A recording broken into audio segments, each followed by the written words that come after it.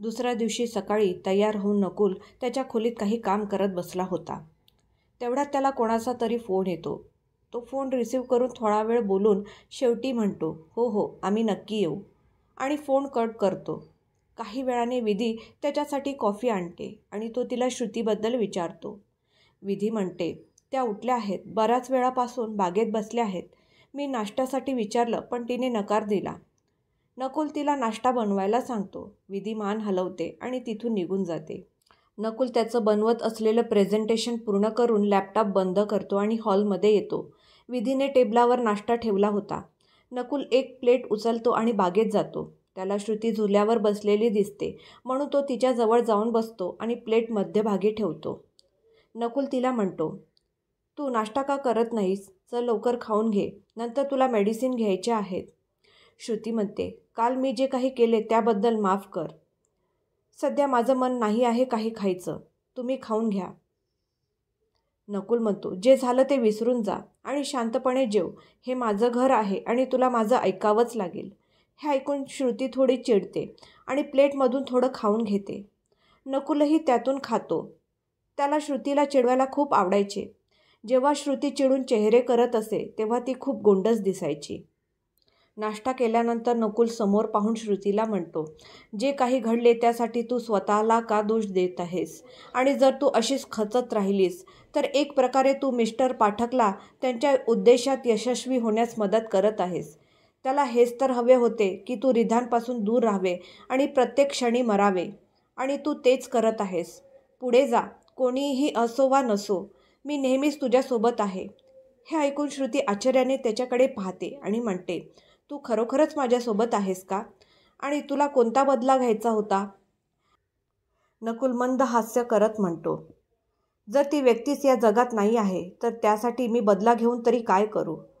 मला आजपासून एक नवीन सुरुवात करायची आहे. तू माझ्याशी मैत्री करशील का?" त्याच्या बोलण्याने श्रुती पुन्हा जियाबद्दल विचार करू लागते आणि ठरवते की आता नकुलला सर्व काही सांगायचं. नकुल तिला पुन्हा विचारतो, "तू माझ्याशी मैत्री करशील का?" श्रुती हसते आणि हो म्हणते. मग नकुलही हसतो. तो तिथून उठून निघून जाऊ लागतो. पण अचानक त्याला काहीतरी आठवते म्हणून तो थांबतो आणि श्रुतीकडे वळून म्हणतो, "ऐक, संध्याकाळी एका बिझनेस क्लायंटच्या घरी पार्टी आहे म्हणून तूही माझ्यासोबत चल. मी दुपारी येईन, आपण शॉपिंग करायला जाऊ." श्रुती म्हणते, "पण मी कशी येऊ शकते? मी तर कोणाला ओळखतही नाही. तू एकटाच जा." नकुल म्हणतो, "नाही, तू येत आहेस आणि मी तुझ्यासोबत राहीन. तुलाही छान वाटेल." श्रुती मान हलवते आणि विचार करते.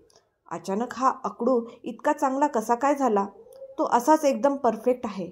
पण आज मी त्याला सगळं खरं खरं सांगेन.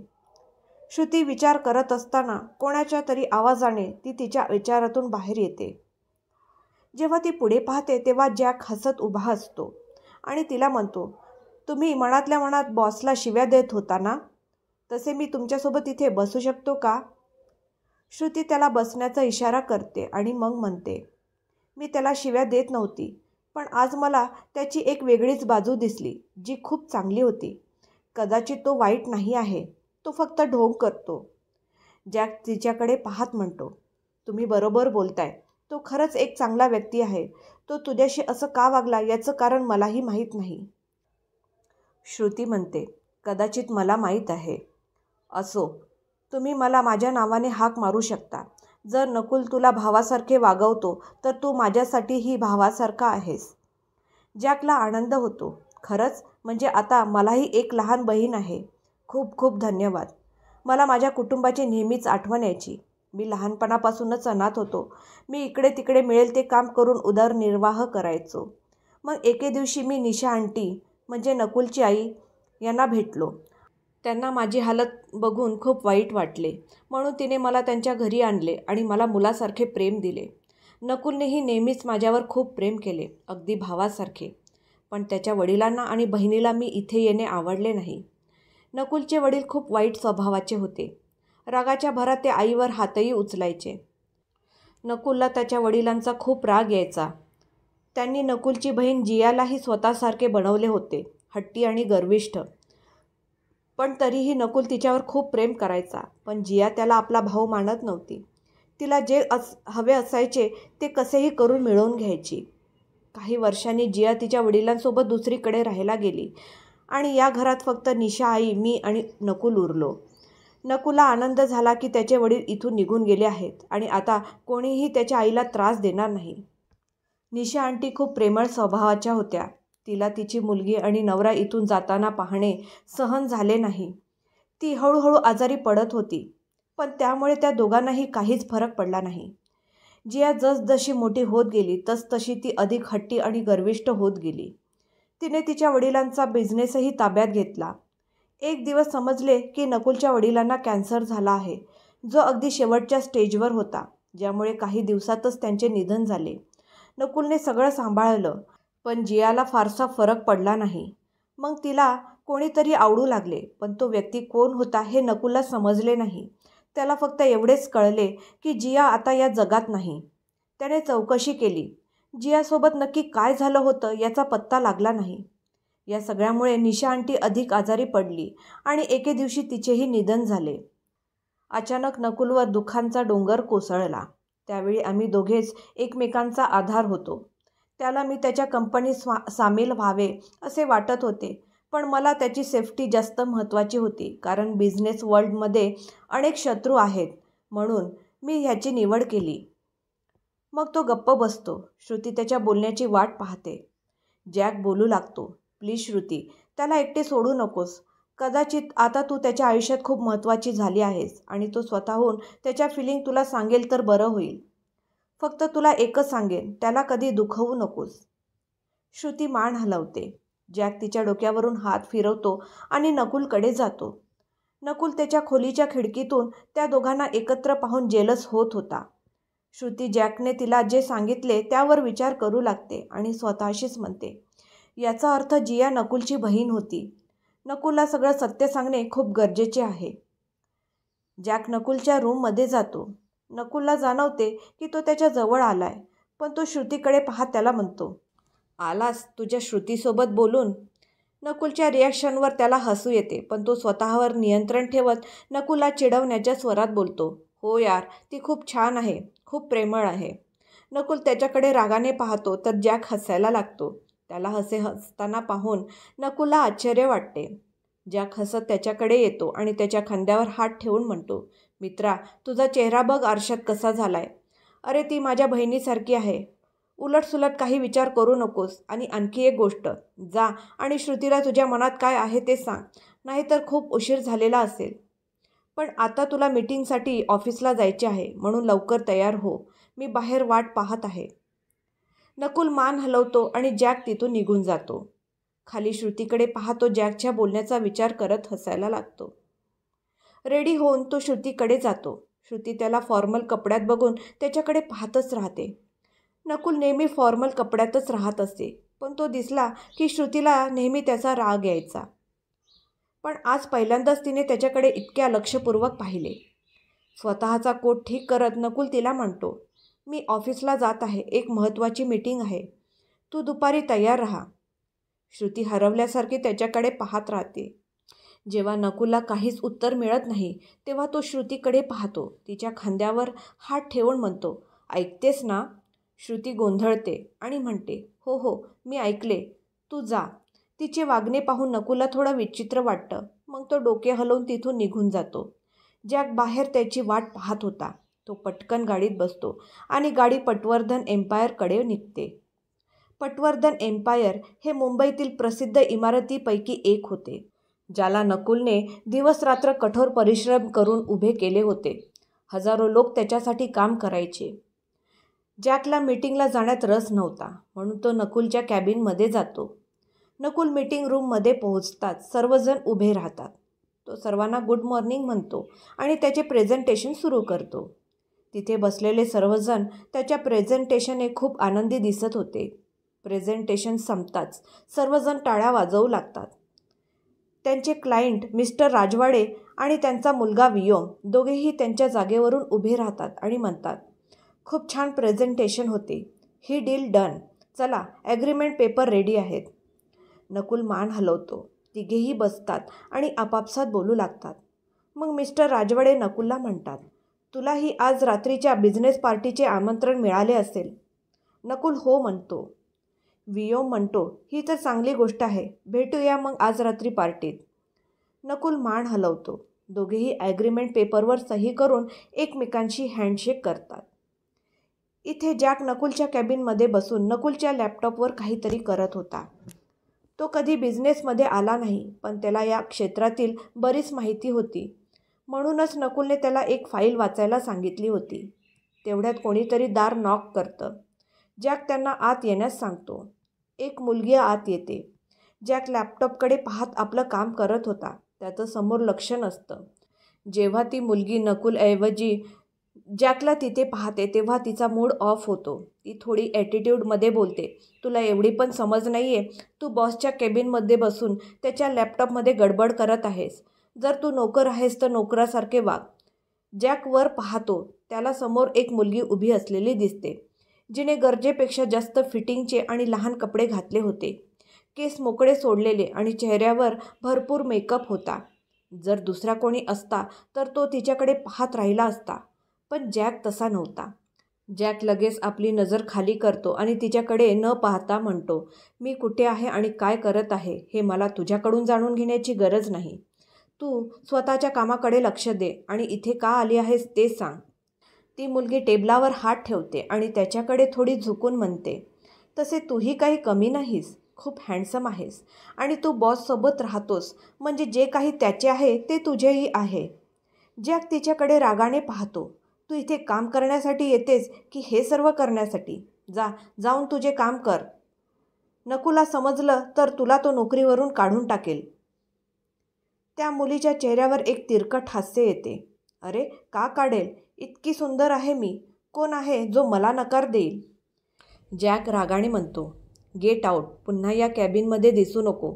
फक्त कॅबिनच काय, या ऑफिसमध्येही दिसू नकोस. आजच तू तुझी नोकरी गमावणार आहेस. माया म्हणते, कोण काढेल मला? तू? आणि तुझ्यावर कोण विश्वास ठेवेल? लोक आंधळे असतात. ते फक्त मुलींच्या शब्दावर विश्वास ठेवतात आणि मला याचा फायदा कसा घ्यायचा खूप चांगले माहीत आहे. बॉस तुला भावासारखे जरी वागवत असले, पण प्रत्यक्षात तू त्यांचा भाऊ नाही आहेस. मग तू त्याला कसे पटवून देणार? जॅक म्हणतो, तुझ्यासारख्या मुलीच फेक फेमिनिस्ट असतात, ज्या निष्पाप मुलांना शिक्षा करण्यासाठी कायद्याचा गैरवापर करतात. शिक्षा तर तुमच्यासारख्या लोकांना झाली पाहिजे. मुले आणि मुली समान आहेत असे भासवताना मला कळत नाही तुम्ही कोणत्या प्रकारची भाषा आणि कपड्यांचा वापर करता. मी मान्य करतो की ही तुमची चॉईस आहे, पण फेमिनिझमच्या नावाखाली इतके नाचू नका. आता निघ इथून. मायाला जॅकच्या बोलण्याने राग येतो. ती ओरडते आणि तिचे केस आणि मेकअप खराब करते. स्वतःचे कपडेही अस्ताव्यस्त करते. तेवढ्यात कोणीतरी तिच्या जोरदार कानाखाली वाजवतं. माया हात गालावर ठेवते. ती चिडून पुढे पाहते. श्रुती लाल डोळ्यांनी तिच्याकडे पाहत असते. ती पुढे येऊन श्रुतीला धक्का देत म्हणते, तुझी हिंमत कशी झाली माझ्यावर हात उचलण्याची? श्रुती तिला पुन्हा एक कानाखाली देते. अशा प्रकारे मिळाली हिंमत. सांग काय करशील? माया म्हणते, मी आत्ताच सर्वांना इथे बोलावते आणि सांगते की तुम्ही माझ्याशी काय करत होतात. तुम्हा दोघांनाही कचऱ्यासारखे बाहेर फेकायला लावीन. कोण आहेस कोण तू? श्रुती हसते आणि म्हणते, लवकरच कळेल की मी कोण आहे आणि मग कोण कचऱ्यासारखे बाहेर जाईल. तू लोकांना बोलवणार होतीस ना? जा बोलव. मलाही बघू दे तू काय करू शकतेस. माया तिच्याकडे रागाने पाहते आणि ओरडू लागते. नकुलची कॅबिन साऊंड प्रूफ होती, पण यावेळी कॅबिनचा दरवाजा उघडा होता. मायाचा आवाज ऐकून सर्वजण तिथे येतात. हे पाहून मायाच्या चेहऱ्यावर एक राक्षसी हास्य येते. ती श्रुतीकडे पाहते, पण श्रुतीच्या चेहऱ्यावर काळजीचे कोणतेही चिन्ह नव्हते. हे पाहून माया थोडी हैराण होते. नकुल प्रेझेंटेशन रूममध्ये काही कागदपत्रे पाहत होता. तो बाहेर येऊन बघतो तर त्याच्या कॅबिनसमोर सगळे उभे असतात. तिथे खूप गर्दी असते. नक्की काय चालू आहे हे त्याला समजत नव्हते. सगळ्यांना बाजूला करत तो त्याच्या कॅबिनमध्ये जातो.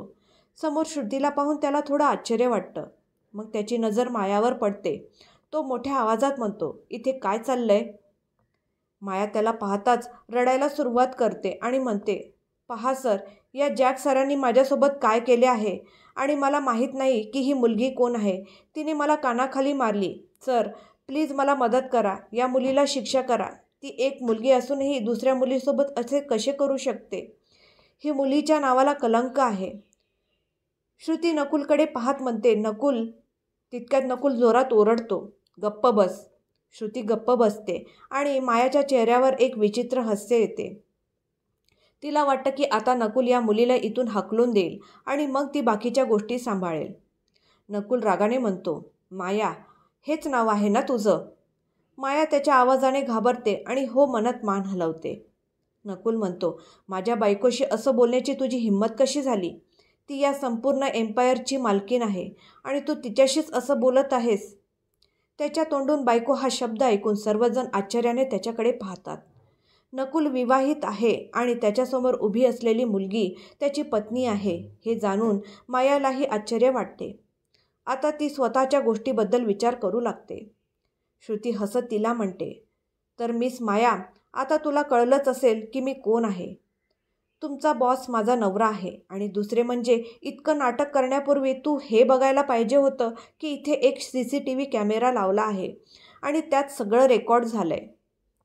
तिच्या अशा बोलण्याने नकुल थोडा आश्चर्यचकित होतो, पण नंतर तो परिस्थिती हाताळत म्हणतो, हो, अगदी बरोबर बोललीस तू. मग तो सगळ्यांकडे बघून बोलतो, तुम्ही सर्वजण आपापल्या टेबलावर बसा. प्रत्येक डिपार्टमेंटमध्ये एक LCD लावला आहे. काही क्षणातच तुम्हाला काय घडले आणि काय झाले नाही ते थेट पाहता येईल. नकुलचे म्हणणे ऐकून सर्वजण एक एक करून तिथून निघून जातात. आता कॅबिनमध्ये श्रुती, नकुल, जॅक आणि माया उभे होते. श्रुती आणि जॅकच्या चेहऱ्यावर हास्य होते, तर माया घाबरली होती कारण तिचा प्लॅन फसला होता. रागाच्या भरात ती विसरून जाते की संपूर्ण ऑफिसमध्ये कॅमेरे लावलेले आहेत, त्यामुळे इथेही नक्कीच कॅमेरा असेल. नकुल तिला म्हणतो, तर मिस माया, तुम्हाला तुमच्या बचावात काही सांगायचे आहे का? माया म्हणते, मला माफ करा सर, रागाच्या भरात हे सगळं कसं घडलं मला कळलं नाही. प्लीज मला माफ करा. नकुल रागाने ओरडतो, राग? तुला काही कल्पना आहे का तू काय आरोप करत होतीस आणि आता म्हणत आहेस की हे सगळं रागात झालं? ज्या मुली यातून जातात त्यांना विचार कसं वाटतं ते. तुला हा सगळा खेळ वाटतंय का? मी जॅकला फक्त माझा भाऊच म्हणत नाही, तो माझ्यासाठी रक्ताच्या नात्यापेक्षा जास्त आहे आणि तू त्याच्यावरच असे घाणेरडे आरोप करण्याचा प्रयत्न केलास. माझ्या पत्नीशीही असभ्य वर्तन केलेस. यासाठी कोणतीही क्षमा नाही. संपूर्ण ऑफिस तुझे कृत्य पाहील, जेणेकरून कोणीही असे काही करण्याचा विचारही करू नये. लवकर सामान बांध. तुझं टर्मिनेशन लेटर तुझ्या टेबलावर येईल. तो उचल आणि या ऑफिसमधून निघून जा. माया काहीतरी बोलण्याचा प्रयत्न करते, पण नकुल तिला हात दाखवत थांबवतो. माया मान खाली घालून तिथून वॉशरूमकडे निघून जाते. नकुल ताबडतोब त्याच्या टेबलावर जातो आणि लॅपटॉपवर पटकन काहीतरी करायला लागतो आणि पुढच्या क्षणी केबिनचा व्हिडिओ ऑफिसमध्ये आवाजासह दिसू लागतो. सगळेजण पाहत होते आणि बोलत होते. तेव्हा नकुल कोणाला तरी फोन करून म्हणतो, मायाचा टर्मिनेशन लेटर तिच्या टेबलावर पोहोचवा. श्रुती म्हणते, नकुल, मला ऑफिसमधील लोकांना काहीतरी सांगायचे आहे. मी सांगू शकते का? नकुल तिला संमती देतो. ती बाहेर येते. या मजल्यावर फक्त एकाच डिपार्टमेंटचे लोक होते. श्रुती मध्यभागी उभी राहते आणि सर्वांकडे पाहत म्हणते, आतापर्यंत तुम्हाला मी कोण आहे हे समजले असेल आणि जर तुम्हाला माहीत नसेल तर मी सांगू इच्छिते, मी मिसेस श्रुती पटवर्धन आहे, तुमच्या बॉसची बायको. मी इथे आली आहे कारण मला तुमच्याशी एका महत्त्वाच्या गोष्टीवर बोलायचे आहे. सगळे तिच्याकडे काळजीपूर्वक पाहू लागतात. काही जण आपापसात तिच्याबद्दल बोलत असतात. मग श्रुती पुढे म्हणते, तुमच्यापैकी किती जणांना मायाने सांगितलेल्या गोष्टीवर विश्वास बसला नाही, ज्यांना वाटले की ती चुकीची असू शकते? सगळे गप्प होतात. मग श्रुतीच्या चेहऱ्यावर एक हास्य येते. ती सगळ्यांकडे पाहते आणि म्हणते, तुमची शांतता दाखवत आहे की तुम्ही सर्वांनी मायाच्या शब्दांवर लगेच विश्वास ठेवला. समजा जर तुमच्यापैकी एक जण जॅकच्या जागी असता आणि सगळ्यांनी तुम्हाला दोष दिला असता तर तुम्हाला कसे वाटेल? सर्वजण मान खाली घालतात. तर जॅक आणि नकुल आश्चर्याने श्रुती काय बोलत आहे हे पाहत होते. कुठेतरी त्यांना दोघांनाही बरे वाटले की श्रुती त्यांच्या वतीने बोलत आहे. श्रुती म्हणते, मान झुकवण्याची गरज नाही. त्यात तुमची चूक नाही. आपला समाज असा विचार करतो, पण तुम्ही लोक आंधळे होऊ नका. काहीही तपासल्याशिवाय विश्वास ठेवू नका. नेहमीच मुलगा चुकीचा असतो असे नाही. बऱ्याचदा मुलीही चुकीच्या असतात. तुम्हाला हे समजून घेणे आवश्यक आहे, कारण कधीतरी तुम्हीही त्यांच्या जागी असू शकता. तेव्हा तुमचे काय होईल याचा विचार करा. म्हणून कोणावरही आंधळेपणाने विश्वास ठेवू नका आणि इतरांनाही ते समजावून सांगा. मला आशा आहे की तुम्ही सर्वजण पुढच्या वेळी असे करणार नाही. सगळे हसून हो मध्ये मान हलवतात. श्रुती देखील हसते आणि तिथून नकुल आणि जॅककडे परत येते. ते शांतपणे तिच्याकडे पाहत होते. ती त्यांच्यासमोर उभी राहते आणि म्हणते, काय झाले? तुम्ही दोघे असे डोळे फाडून का बघत आहात माझ्याकडे? चला आतमध्ये. भेटूया पुढच्या भागात. आजचा भाग तुम्हाला आवडला असेल तर लाईक करा, कमेंट करा आणि शेअर करा. आणि पुढचा भाग ऐकण्यासाठी माझ्या चॅनलला सबस्क्राईब करायला विसरू नका. धन्यवाद.